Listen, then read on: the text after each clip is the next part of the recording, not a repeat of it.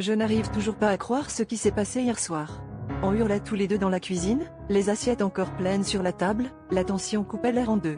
J'ai balancé à la figure tous ces mensonges, toutes ces sorties nocturnes où il disparaissait sans prévenir, et il a encaissé en silence, les yeux noirs.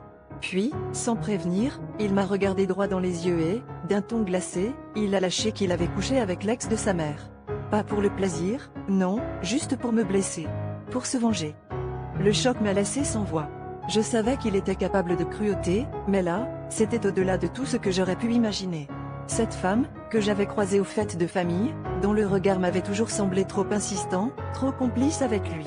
Tout prenait sens d'un coup. Il s'était servi de ce secret comme d'une arme, attendant le moment où ça me ferait le plus mal. Je me suis sentie trahie, salie, comme si chaque minute passée avec lui avait été un mensonge. Mais il n'a pas arrêté là. Il a commencé à déballer tout ce qu'il avait gardé pour lui, les fois où il aurait voulu partir, les soirs où il pensait à d'autres, et comment il avait toujours ressenti qu'on jouait un jeu malsain tous les deux, un jeu où personne ne gagnait jamais. J'ai compris alors que notre relation n'était qu'une succession de provocations, de secrets partagés à moitié, de blessures jamais refermées. J'ai hurlé, j'ai pleuré, incapable de savoir si je le détestais ou si c'était moi qui avais tout gâché. C'est seulement quand il a claqué la porte derrière lui que j'ai compris la vérité la plus dérangeante, ce n'était pas la trahison qui me détruisait, mais le fait que, quelque part au fond de moi, j'aurais peut-être fait la même chose pour lui faire mal. On s'était transformés en ennemis intimes, incapables d'aimer sans vouloir se punir l'un l'autre.